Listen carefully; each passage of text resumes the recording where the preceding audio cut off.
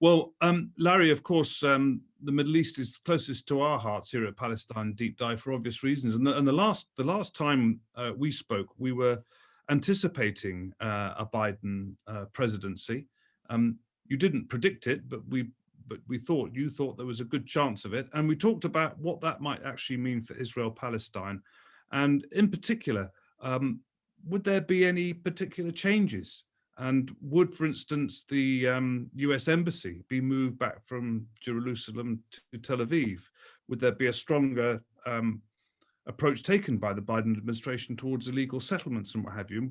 What we have heard in the time since the election of the Biden presidency is that actually there won't be any change. Of course, there's been a condemnation of the International Criminal Court's investigation into alleged Israeli war crimes. And a reminder for those people who don't know that the United States is not a signatory to the International Criminal Court. So, as you were saying, really, you didn't expect a great deal of change towards U.S.-Israeli relations. I mean, you won't be surprised by that, but do you think there may be change yet or not? I think there has been significant change in the sense that Pompeo and Kushner are gone. I can't say that too strongly. They're gone. I wish Netanyahu were gone too. But when I say that, I have to say his replacement might be even worse. And that's certainly, I think, a reality that stares us in the face every day. I do think there will be subtle changes. I don't think anything will move. I think the U.S. military base will stay there, for example, inviting Hezbollah to attack it so we can be in for a penny, in for a pound.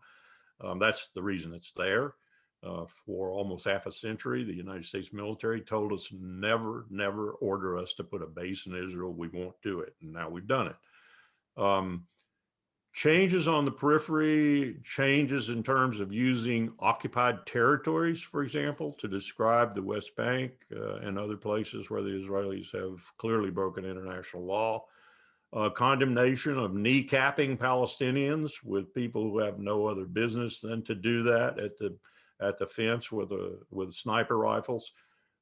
Maybe even behind the scenes encouragement of some of the more or less pronounced efforts to bring the Israelis before the ICC with regard to some of those war crimes. They are clearly war crimes.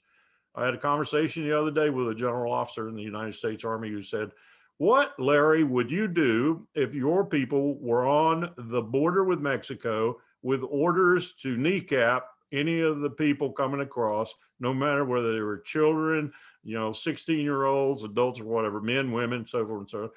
Oh, they'd be court-martialed. Right, we did. And he cited to me too, we had court-martialed who did that when we had troops on the border some time ago. And I remembered one of them. It was a Marine. I happened to be with the Marines at that time, so I remembered it. But what are we doing in Israel? Absolutely nothing. We're not even making any demarches, as far as I know. We're not even saying, "Ooh, bad, you shouldn't be doing that," slap on the wrist. So will that change? Maybe over time, particularly if Biden and Netanyahu, if Netanyahu persists, don't hit it off in a big way. And I suspect that might be the case. So we'll just have to wait and see. But any big changes other than, Pompeo and Kushner being gone or Trump being gone and so forth, I think not. This relationship is one that will take the empire into hell